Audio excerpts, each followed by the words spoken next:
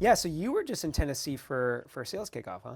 It was just like a conference, just general kind of sales conference. It was there and back. I got back, I guess, Friday morning. Okay. Yeah. So how many of those do you typically do? I did too many this year. Yeah.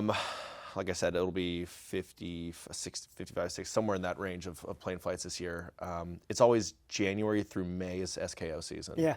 And then like late summer, early fall is conference season. Okay. It always just seems to go like that. I think I'll probably have done 20-ish this year. That's crazy. I'm trying to cut back a little bit next year. It's just unsustainable. I'm trying to like wrap my head around that from because when I look at the corporate bro stuff, I see all the content you're putting out. Yeah. So how do you do both? I mean, well, that's the hard part. Is like I feel like all the travel I've started slipping a little bit on my kind of we'll call it organic content. Yeah. And like that's where I get the most joy and the most. The thing that's easiest for me is I like to write and I like to craft these sketches, and then I speak a lot, and it's not. I always get nervous, but it's like the mental tax that's so brutal, and I don't have any sort of one scalable presentation, so to speak. I don't have like a 60, 45, 30 minute thing that I can just rip out. I don't have a stand-up bit that's 30 minutes that I can just go rip out. I kind of write new things each time, and tailor it all to the company or to the conference. And people are like, wow, you get paid so much to go speak for 20 minutes. And I'm like, well, what you're not seeing is like the 100 hours of practice and writing and like all the build up to this moment. Yeah. And so one of my commitments to myself is I need to figure out my 30, 45, 60 sort of general bit that I can then customize, make it sort of modular, pull certain things out, put certain things in depending on who the audience is. So I'm probably gonna do less speaking next year. Yeah. And and as a result, the content, the video content suffers. I'm just not here. It's hard. Yeah. It's hard to do it. And I usually shoot on, weekends, and so I come home, I'm exhausted. I'm like, shit, So you got the sales kickoff stuff. You have the organic content you're putting out. Are there any other components of the business you're working on? So I do a newsletter. I'm gonna just put this on airplane mode so it doesn't pop off. I do a newsletter called Silly Valley News, which is weekly. It's 3 stories inside Silicon Valley, 3 stories outside, like what you need to know, and then sort of like a recap on the content that I did over the last week. And then I run a small investment group called Corp Capital, which is just an angel syndicate, basically, of go-to-market folks, about 500. We, over the last 2 years, when things were better, we would do about a deal a month. I think this year we'll end up doing 3 or 4 total. Okay. But that's just like taking pitches, trying to research companies that we think are interesting. And, obviously everything's AI right now. So looking into that type of thing, I run that with a partner of mine from business school. And like sales kind of focus in terms of the tech on that I would side, say or? lean sales. I mean, we call it go-to-market. We don't want to be too like, the business school guy in me is like, sales tech is like, doesn't have the same upside as like general SaaS. Like, like Snowflake Computing wouldn't be a sexy company, but like it's a massive company. Like database isn't sexy. It's not sales, but like if I could have invested in that, obviously I would prefer to do that. I see a lot of like, I don't know, I guess we'll call it beauty in the unsexy things, and there's a lot more upside there, and everybody wants the hot new like AI company who's gonna be next to Anthropic or like OpenAI, and it's like, no, there's some other things that are like powering those that would be great to invest in and so forth. Is the stuff you're doing with the sales kickoff or the organic stuff, is that helped with the investment side of the house in terms of connections or network? For sure. I mean, it's just like one of the best things about doing content now is like I don't have an agent. In fact, my wife runs the business with me. She's effectively my agent, and we get super close to the heads of social media, the global heads of marketing, the CROs, CMOs, and like we become friendly with them. Yeah. And it's like, it's better because I can make more authentic content with them. Like there's not a middleman. Some companies work through agencies, which like we'll deal with, but our preference is always to work directly with the company because we're in a fortunate situation where it's like, I understand what your KPIs are. Like I worked in this world. I'm not just like an influencer for hire who's just gonna make a funny video. It's like, no, I worked in tech. I understand what you're going for. And so that's like, those relationships are the best part of it now. Cause like we'll go to Lenovo and it's like, hey, can't wait to see you guys. Yeah. Like, and therefore it lets us, those are folks who could be investors, so to speak. So I'll bring that all the way back around. Cool new things, I'll bring it to them. I'll be like, what do you think of this? I want their opinions too as people who would be users or buyers of the technology itself. So it's just like, it's a really cool kind of network effect. Yeah, you almost built like your own little community to kind of help support your business. Totally. Certainly. Totally. How would you describe the business? Because I was with the CMO last week. I was telling him about this interview, and I was like, I was trying to explain what Corporate Bro was, and I don't think I did a very good job. So, like, how It's hard. would you explain the persona, and then how would you explain the business, or describe it? Yeah, it's a great question because people are always like, so what do you do? And I'm like, fuck.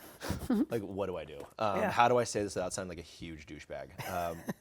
Because, you know, like, content creator doesn't quite do it justice. It's like, I do make content, and the heartbeat of everything is content. Yeah. Comedian doesn't quite do it because there's a huge business element to it. It's not like I'm just a stand-up comedian. Entrepreneur feels like very arrogant. It's like, I'm building brands and I'm building this business, but it doesn't encapsulate the content and the comedy piece. So I guess I will often say I'm a content creator in the business space who focuses more on comedy. Like, but I do, there's a few other things that I'll do, and I'll wait to see if they want me to talk about it or not, because I could list off all the properties. Yeah. Run a podcast, I have an investment group, I have a newsletter, I make videos, and I do corporate speaking. Depends on who is asking. I'll be like, I'm a corporate speaker. But I also make like comedy content online and so forth. But I mean, the business, influencer marketing as a whole is growing and continuing to grow. It's going to be like $1 trillion business in the next couple of years, which is great for me, obviously. But B2B is kind of a late adopter to these things, and that's where I fit in really. That's kind of my niche, like doing stuff with Salesforce. Yeah. All the unsexy things, the things you don't see on TV, but are powering everything else. Like, it's not like I'm working with Coca-Cola, or Southwest. Well, I think it's a great niche, though, because It is. I mean, I've been in B2B marketing for almost 20 years. I don't see many influencers. They're just, and none that are, I think, entertaining. I mean, there's a lot of subject matter experts that know the space and get to 100%. speak, but not like an authentic voice that's got a personality. I don't see it. Well, it's the same joke I make when it's like, there are people are like, why don't you go do stand up at like the Comedy Store or like Laugh Factory? I'm like, the bar's so much lower at a corporate event. Like, I'm gonna kill at a corporate event because like, I'm going on after marketing. Like, how much, how good do I need to be? No, but it is a great niche just because like the money's there. So like the business for me is, if you're like, we're breaking down revenue, it's probably like 70% branded content.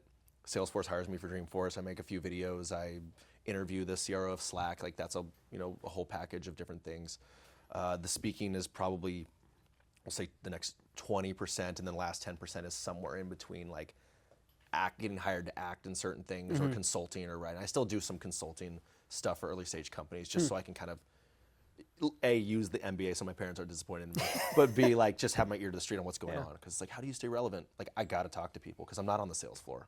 Like, I don't get to hang out in your stand-up meetings and hear necessarily what's going on. So that's why going out and doing the speaking stuff, doing the conferences. Oh, interesting. Like, I hear from people. That's where you get your ongoing inspiration for new material. Yo, and did you content. hear about this? Yo, you got to make a video about that. I'm like, oh, okay. Like, because it gets harder every year. I feel like I am losing touch. And that's just the reality. The further away you get from something, you're going to lose a little bit of touch. And so that's the best way for me to kind of stay current. Yeah. As the years go on, though, does your team grow and you're bringing in kind of new people with new experiences that kind of add to that content, or is it just on you to create? It's primarily on me. It's really, again, the two-person. Like, my wife was she was a principal of a low-income school here in the city, so she managed 50 teachers and 600 kids, and so she brought like a very ops focus to what we were doing. Like, she's doing real work, and here we are complaining about our sales job. 100%. No. I mean, that was the joke. She'd come home and talk about really fucked up things that happened in school, and I'm like, so quota went up. Yeah, right. Like, that sucks. I married a pediatric nurse, and I get the same look when I complain about my job. Exactly.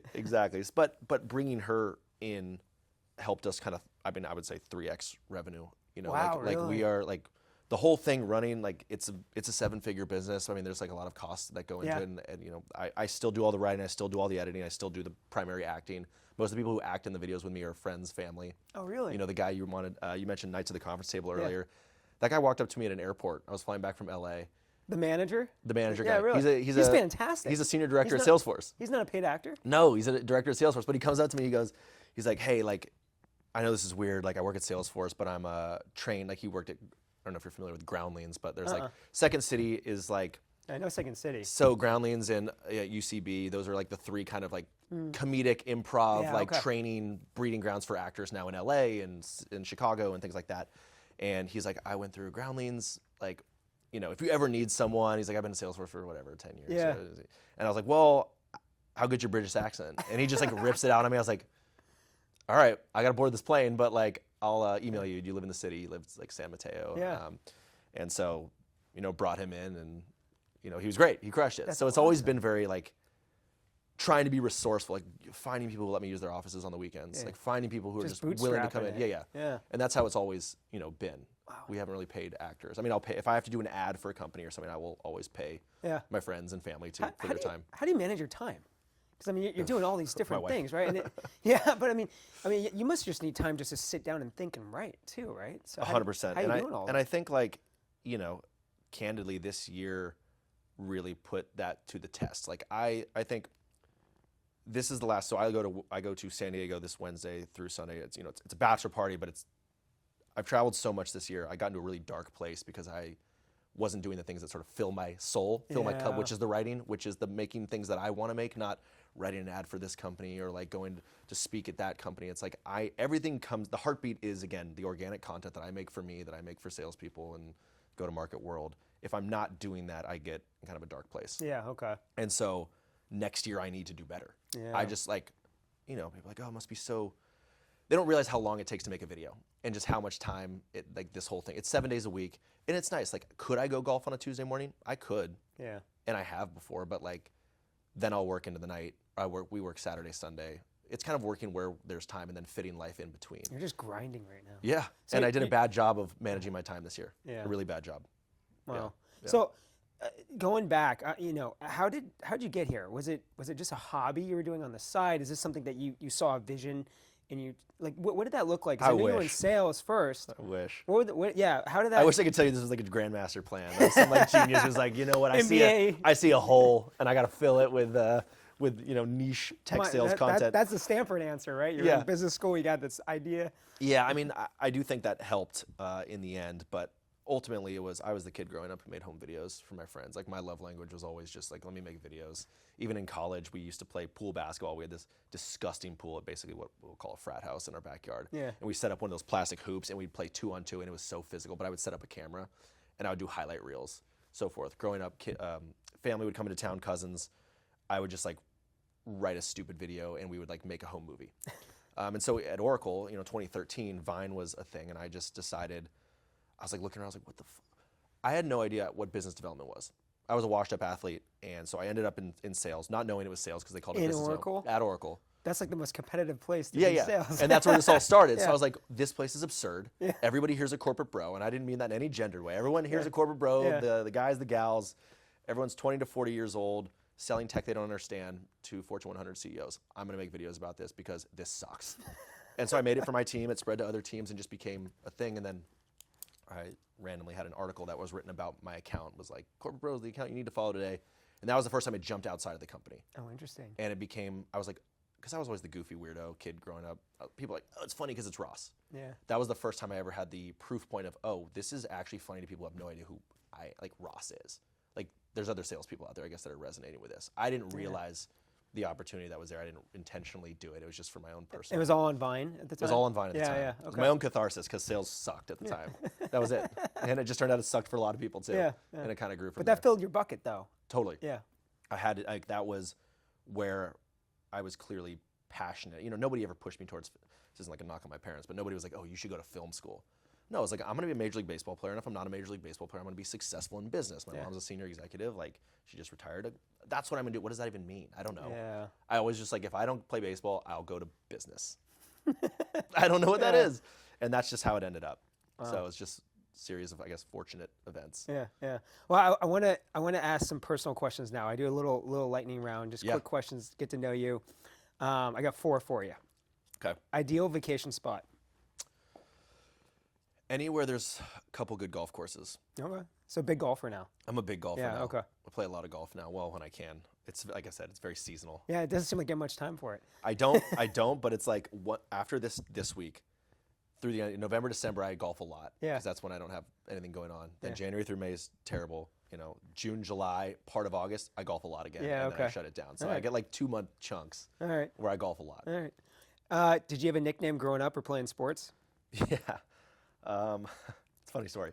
Hot Pants Pomerantz. Hot Pants Pomerantz. And so the way that happened was freshman year of high school, I made varsity, but the very first practice, you had to wear pants. If you didn't bring baseball pants, you had to run the entire practice. Oh. And I accidentally brought my little brother's baseball pants. So I had to squeeze into these tight little painted on baseball pants, and everyone just started calling me Hot Pants because I was wearing hot pants that day. So I was Hot Pants Pomerantz for 4 years. All right, I'm gonna skip the next question because this is perfect for the last question. Then, is it true there's a lot of butt smacking going on in baseball? Yeah. Okay. Yeah, especially when your pants are as tight as mine. I think there's probably less so now, but there definitely was. There definitely was a lot of butt smacking in baseball. I'm on, like I said, I'm on a men's league team. Not a lot of butt smacking. Not anymore. A lot more daps, a lot more okay. fist bumps and so forth, high fives, that type of thing. But yeah, not as much anymore. You teed me up for that one. Okay. Yeah. I want to ask in terms of like, so obviously I run a sales team. I just loving the content. It's so relatable. Do you try to give actual like good inspiration and advice? Is it just all just humor, fun, and kicks? Like, how do you balance the two as an influencer? Like, yeah, I mean, it's funny. I certainly don't lead with education. I mean, people will still call it edutainment because I think you learn about sales by watching it, but I'm not sitting there giving you tactical advice. And that's one of the choices I made. I just feel like, the rep that sales trainers get, you're like, they don't know shit about shit. Yeah. Like, they haven't sold in forever. Like, I don't want to be painted as a sales guru because I don't believe I'm good enough to be a sales guru. But I do think I can teach you what not to do or show people, like, what does sales actually look like? Like, what is the ridiculous? I can shine a light on things that are absurd. Forecast meetings, like compensation plans, like all the stupid shit we go through. And you can kind of learn some things from that. But it's cool when people are like, wow, I actually learned some things through what you're talking about and doing and saying. I'm like, what exactly are you learning? I don't know. Yeah. But I do think there's an element of it just because it comes from truth. It was my experience. I sold for 10 years. Like, people are like, oh, this is what you do day to day. I have, not friends, but just people will be like, I show my wife these videos, or I show my friend these videos, my family these videos, because they don't understand what I do. But this shows people what I do. Yeah. So I don't consciously try to lean education. I think sometimes it accidentally appears. Yeah, well, I believe it because I think, when I was watching your videos and just seeing, like, shit, I've said that before, and just realizing the absurdity of some of the things that are slipping into the way I manage teams. It's everywhere. It's all corporate, jargon, the bullshit. We're like, why do we talk like that? When we need something, we don't just say, I need something. We kind of like sugarcoat or dance around it with some like euphemism to ask for something. It's just, Let me ask you, in the work you've done with some of the companies out there, whether it's sales kickoffs or anything like that, have you seen any changes in terms of the way that they're running sales teams or working with sales reps based on how you've worked with them? I don't know if they've made any changes based off of what I've said or recommended or done. I mean, I represent more of a morale piece than anything. I like a lot of what I do is go in and roast these teams and call out the bullshit, and I do a lot of research, and I have a whole pre-form I'll send to these companies where they'll give me inside jokes. Like, I want people to be like, how did he know that John did that thing 2 years ago? Like, that's crazy that he knew this insider information. So I wish I could take credit for any sort of changes. I think sales just generally is changing a lot right now, and we're seeing a lot, unfortunately, less hiring. I think sales teams are consolidating. I think there's the AI piece to it as well. Yeah. But as far as like overarching changes, like from me, I don't think anybody's making too many changes based off what I say or do. Based on the absurdities you see within sales or the way sales teams are run, what do you think sales management or sales organizations could be doing better to kind of support those sales reps out there? So what's really hard is I never worked in a hybrid environment. I was always at the office. Yeah. Like I basically retired from sales right around COVID. I stopped selling in 2021, and even then I was at a small company where I was like, there's only 4 of us, and so we would all go in person to everything. Yeah. But we would still go to an office. I think the old school way of just like smile and dial and like just blasting emails and so forth isn't.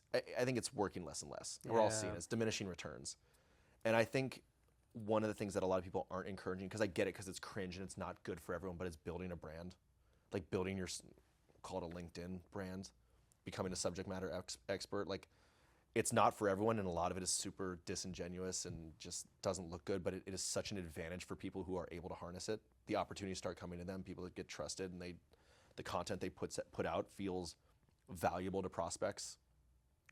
But it's hard. Yeah. It's super hard, but I think that will be kind of the next frontier of sales reps will be similar to athletes.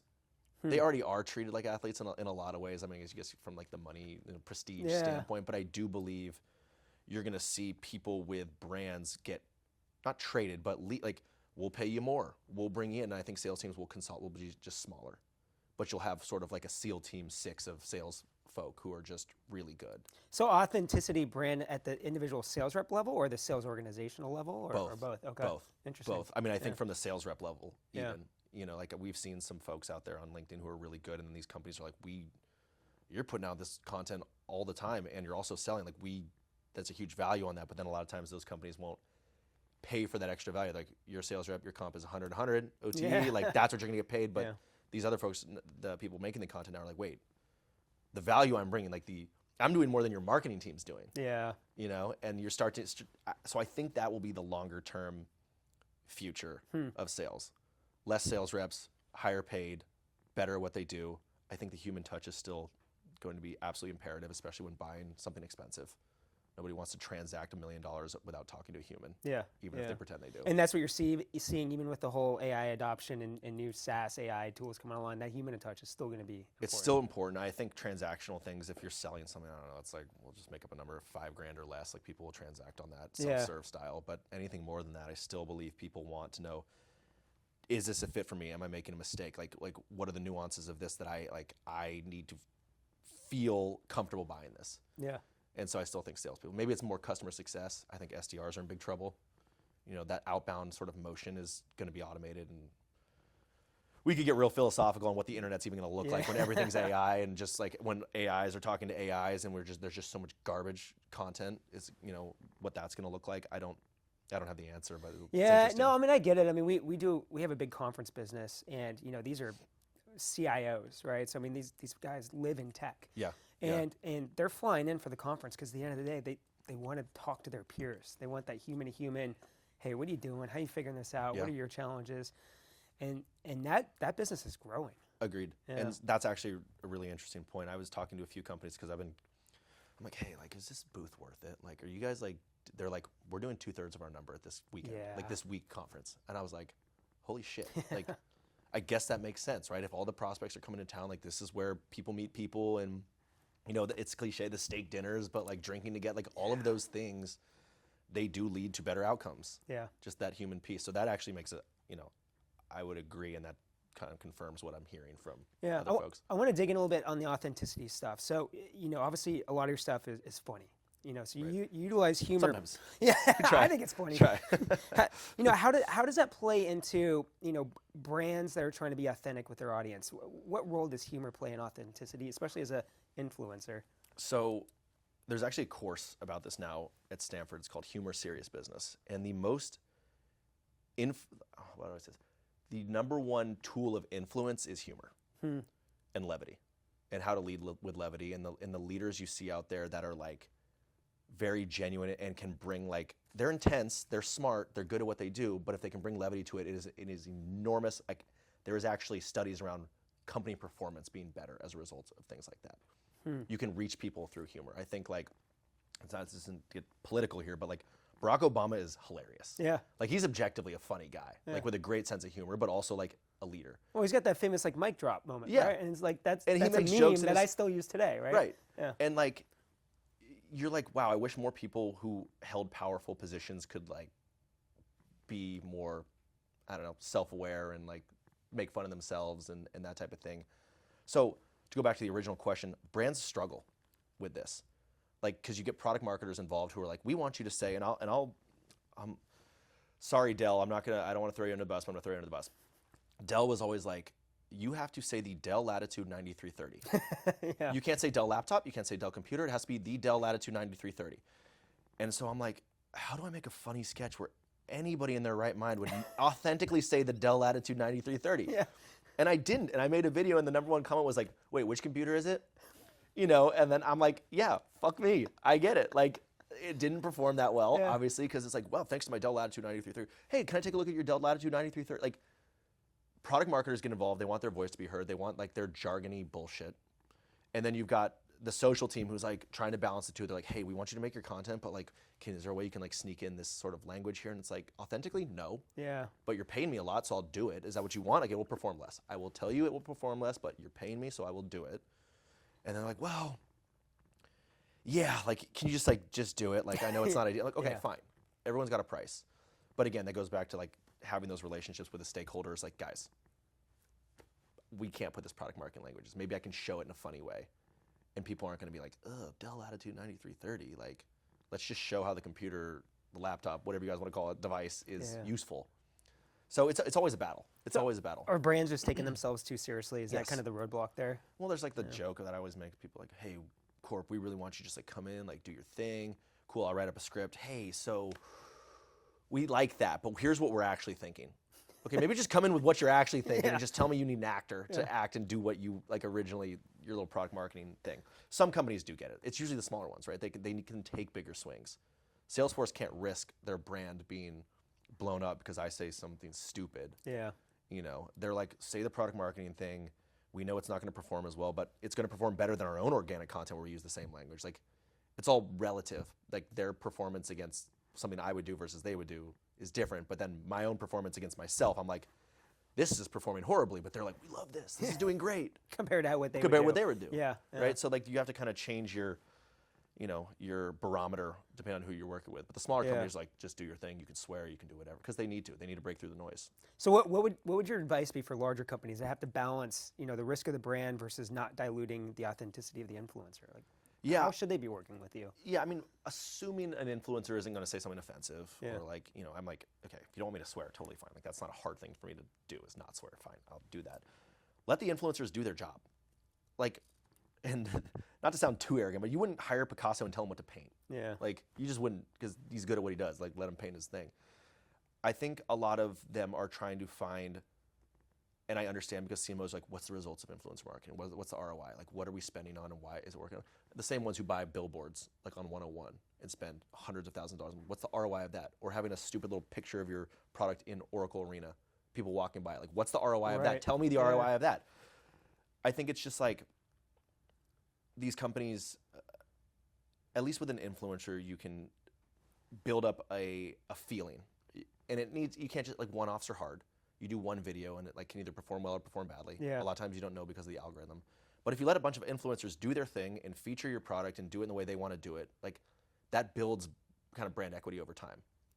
And I think people now see me do Salesforce stuff. They're like, oh yeah, he's like an ambassador or like a partner with Salesforce. He does that a lot. Mm-hmm. It would be if Salesforce was like, let's just do one video one time and never again. People are gonna be like, you sell out. Like, fuck that. That sucks. Yeah. So like I try to tell them to think longer term, because then you condition the audience to kind of buy in. And like over time, people are like, you know, I've shit on Salesforce for years. I made fun of Benioff, I made fun of their layoffs, I made fun of everything. And everyone at Salesforce is like, this is so cool. You're working with Corp after all that shit he said about us. Like, because all the people understand it. Yeah.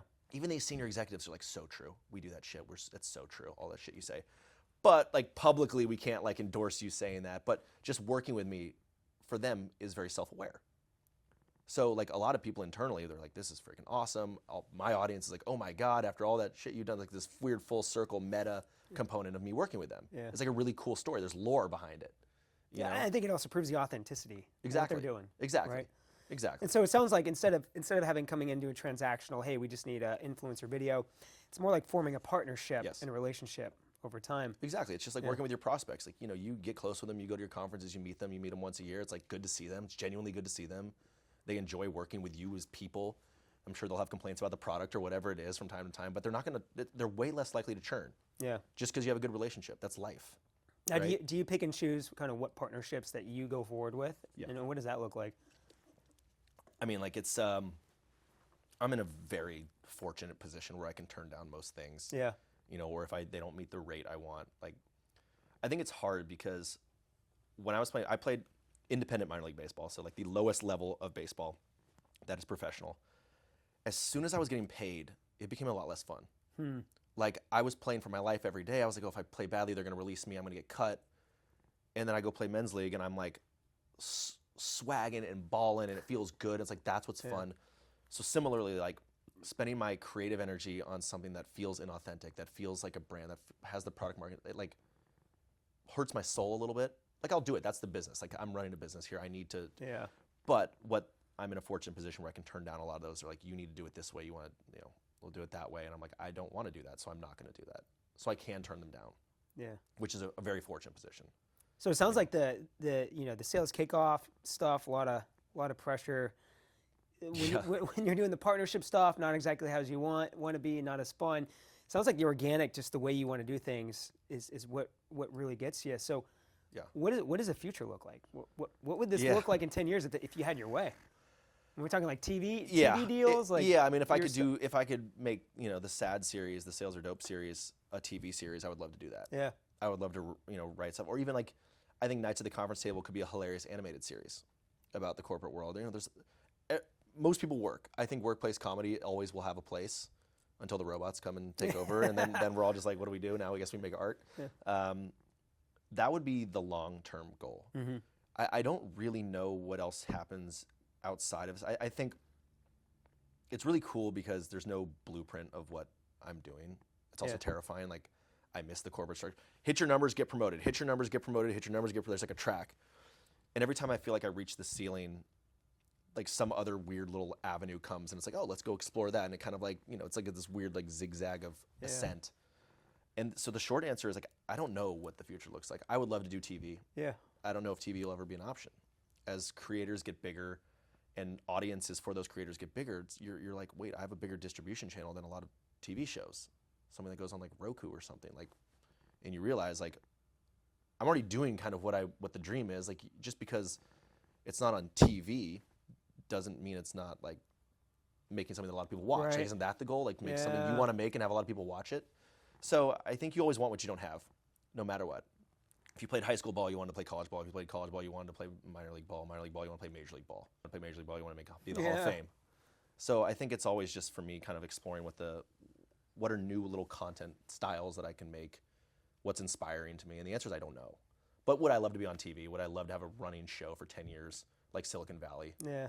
Of course. Yeah. Oh, let me ask you something, just like philosophically, these zigzag opportunities that come your way. Yeah. Are they there because you're just putting yourself out there, trying new things? You're almost like creating your own luck. Like, what's your philosophical view on that? Because I think everyone out there is just trying to, especially people just in that corporate track, and they want those zigzag opportunities. So you have to really just put yourself out there, take risk, and those things will come your way. That's a great question. It's funny. I'm actually like working on a keynote about. It's way too serious right now. I need to make it a lot more funny. But it talks about this, and so like. I guess first the way I view success and like growth is it's more like an inchworm than like this line that kind of continues to go up. Like, or I'll liken it to sales as well. So like the head of the inchworm is revenue, closed revenue, or for me like followers or views. But the ass of the inchworm is like all the work. So you're always monitoring your followers. Am my followers going up? Am my followers going up? Am I closing revenue? But it's like you need to put in the work and actually pull that ass forward, the activity metrics. Like, am I sending emails? Am I prospecting? Am I like doing all the right things, prepared to do this? And until that pushes up, then the head can push forward. So like to me, success is an inchworm that like you are progressing, you are doing successful things, but the vanity metric might not move. So all the work, all the real success is here. This just gets pushed forward when you do all the unsexy shit, the grind. Yeah. And so I think luck, what's the quote? Luck is the residue of design. Like if you're prepared, if you're ready to go and you're doing all the right things, those things will pop up. Like you're gonna by virtue of being prepared, more likely to get lucky. Yeah. So I think that's kind of what it is. No, I believe it. I mean, what's that old adage? The harder I work, the luckier I get. Yeah. Right. Exactly. Exactly. So I think it's funny because I meet a lot of people that have entrepreneurial spirit, but they're still in their day job, right? And they're not taking that risk outside of. It's terrifying. Whether it's creating content on the side or whatever it is, but I think you gotta put yourself out there to get a little lucky sometimes. You do, and I think like the other piece too is people ask me all the time. They're like, "How?" It must be nice to like work on your passion, and it is. It is great. But I also think a lot of people believe you have to quit everything else to focus on your passion, if you're lucky enough to even find your passion. Mm-hmm. Like, passion is not bestowed upon us. Like it's not like we have like a passion inside of us, and until we find it, like we're never gonna be happy. Like passion is much more cultivated. There's a lot of research on this. It's cultivated. It's not just predetermined. It's not like, oh shit, like maybe I'm actually just passionate about the drums. Like I'm going to be a disgustingly good drummer if I just like go do it. Yeah. It's like, it doesn't work that way. Yeah. You have to find something that you're, good at or excited about, but realize that the frustration, it doesn't mean you're in the wrong place. I get so frustrated doing corporate bro, all the grind, all the bullshit. There's so much of it there, but it doesn't mean I don't love it. Like if I really step back, it's like I do enjoy this grind, even though I'm depressed as hell right now. Yeah. This sucks. Like you don't have to give up everything to then go focus on a passion. So the people who are doing things on the side, like that's totally good. Yeah. And you should do that. I did corporate bro on the side for almost 10 years before I finally got to a point where I was like, everything's in place. Just do it. Like it's terrifying. There's no good time to jump. 10 years. About of 10 just years. grinding on it on the side project. Yeah, nights and weekends. Like I turned down brand deals for 7 years. I didn't make any money for 7 years on it. Wow. I just like doing it. Yeah. Like I said, if I took any brand money, I'd be like, I'm stressed out. This sucks. Like I don't want to fail. I don't want to fail. Like that's not why I'm doing it. So I think that's the big thing. People who are doing the entrepreneurial thing are doing the side thing. That's totally fine. And that's good. You should keep exploring it. You should keep pushing it. But as long as you're doing something, to try and find your way towards that passion. How do you see all this evolving, whether for you personally or just the influencer space within B2B, marketing? Yeah, I mean, it's just growing. It's just growing. Like there will be more people who it'll keep niching down. Yeah. It won't be the tech salesperson. It'll be the tech salesperson who sells this specific software into this industry. More and more people, just like by virtue of TikTok existing, or at least for now, maybe may get banned here in January. Yeah. But as long as social media exists, people are going to make content. And these algorithms allow more and more people to be discovered. Mm-hmm. It's going to be kids growing up now, like the number one thing they all want to be is YouTubers. Yeah. Which like that's great, but they're going about it. They're like, people want to be. You shouldn't want to grow up to be rich and famous. You should grow up to be passionate about something and then make content about that thing. Like you're working the wrong direction. Find something you're good at. Find something you love. Find something you could talk about forever. Then make content and go be a YouTuber about that. Don't just be a YouTuber and work backwards. Yeah. Like, what do you want to YouTube about? Oh, I don't know yet. Well, maybe find something you're really good at, really excited about, and go that way. But I just think it's going to continue to grow. I think it's going to be very second nature. The younger generations are all tech enabled. Our thing was like, I assume you do too. Remember pre-internet days? Mm-hmm. Oh yeah. But now internet's everyone's got their device, and then soon everybody's going to be a content creation will just be like probably taught in schools. Yeah. How do you portray yourself on content? Like, how do you use the tools? I think that will become very second nature because everybody will be working on some sort of brand. It sounds dystopian. No, but it goes back to what you were saying earlier about, rock star individual sales reps putting their own content out there, building their own personal brand. Yep. I mean, that's just the next wave. I think people coming, it's almost like everyone's going to be an influencer to a certain extent, but different levels. Yeah, exactly. Right? It's just like, everybody has influence. Yeah. Like, you've got influence over your team. Right? Like it's just how it sort of manifests itself and whether it wants to be, or you or anyone, the proverbial you wants it to be outside of like your internal network. Yeah.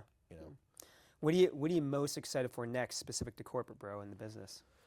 Oh man, a break. Golfing? Golfing, yeah. So I'm actually working on a script with a buddy of mine outside of corporate bro. Like I love corporate bro and I love making corporate bro, but I continue to go back to that well because that's where I know I'll get views. I would love to sell a script. I'm working on one. It's a dark comedy golf thriller. So think like Weekend at Bernie's meets The Hangover, meets like Memento in some way. So it's like a murder on a golf course, two guys trying to sell their company to this ridiculous kind of like, we'll call it like cartel group. Yeah. One of them died. It's called The Back Nine. It's all shot out of order. So it comes in really high. You're like, oh my God, what the hell's happening? And it jumps around to different holes. And, it's not quite a murder mystery, but it's like a whodunit, are they going to get away type thing. Okay. And so I would love to do some other stuff outside of creative things outside of corporate. Yeah. I would say the one thing that I like least about what I do is it's fairly lonely. Like obviously it's my wife and I, but like it's writing at home, it's editing at home. When I go out and see people, a lot of times I don't need actors, it's me, I'll just play all the roles. Yeah. I miss the team component, and that's what I miss most about sales. Struggling with my people, fighting with my people. And that's why I would love to do content outside of corporate bro. It doesn't have to be my content. I would love to go act on something or help write something or just like be with more people to make bigger things. Like the more people involved, the bigger project you can make. And that's the team piece that I just miss a lot. Yeah, you need that social energy, it seems like. Inspiration comes from being out there. Yeah. You know, like that's why it was so much easier back in the day to make sketches. Like my manager would say something stupid, or like we'd be at lunch laughing about something, like, oh my God, I got to write this down, like make a sketch about this. Where do you get the inspiration now then? Similar thing, just talking to people. Yeah. You know, and trying to remember what it was like. I'm still on Zoom calls with brands. I'm still like doing some stuff. I'm still consulting. So it comes up. It's just a lot. It requires more deliberate thought. Mm-hmm. Like I've got a bunch of notes on my phone. I've got thousands of documents of like ideas and so forth. But, you know, inspiration, the best videos happen really quickly. You get inspired, you write it, it comes out super easily, you shoot it, but it doesn't mean you still don't go through the exercise of, here's a brainstorm session. Shitty idea, shitty idea, shitty idea, shitty idea, I'm struggling, this sucks. Oh, randomly another idea comes, like that's the one we'll go with. And are you doing that by yourself, or do you have people to bounce those ideas off of? And it's mostly by myself. Like I have people, you know, a little like group text of folks, but it's more like, hey guys, here's the idea. Any thoughts about how we should do it, or like any thoughts on like ideas or lines that I could write for this? Yeah. You know, a lot of my friends, family, they're involved in small ways, and but I don't want to overload them. It's like, it's my dream. I know it's not their dream. I don't want to be like, guys, respond. Like, what do you think? What should we do? Like, I try to bring them in, and people, you know, come in and out from time to time. So. There's one more thing I want to ask you. Well, actually, two more things. But, you know, you mentioned earlier on about trying to be funnier, or, you know, I think you mentioned a Stanford course, right? And how to be humor forward, to be authentic, and build your brand. What if you're just not funny? Yeah. Yeah. Well, how do you do that? Yeah, it's hard. I mean, I think the best place to always punch is yourself.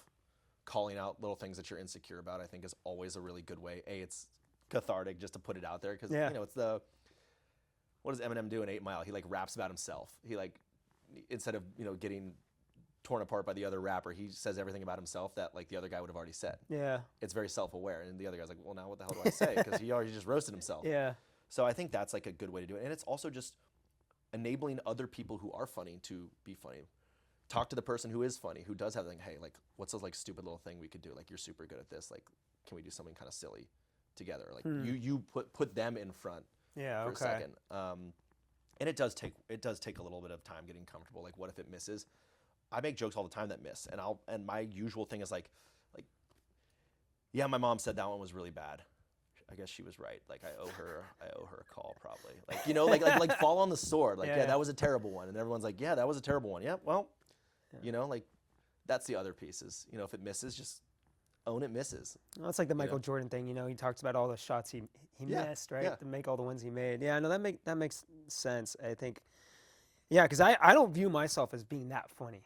So I think I just got to focus more on my vulnerability and picking on myself. Yeah, the vulnerability part is like such a big piece of comedy, like vulnerability and being just like who you are and owning who you are for better or for worse, and owning those bad things. Like people are like, that's cool. Like self-awareness is cool, even if it's not like laugh out loud funny. It's just like, he knows. Yeah, I love it because B2B by nature is not funny, or at least it hasn't been, right? And I think you're proving that wrong with. I mean, I recommend people go out and see your content if they haven't. I mean, it's hilarious.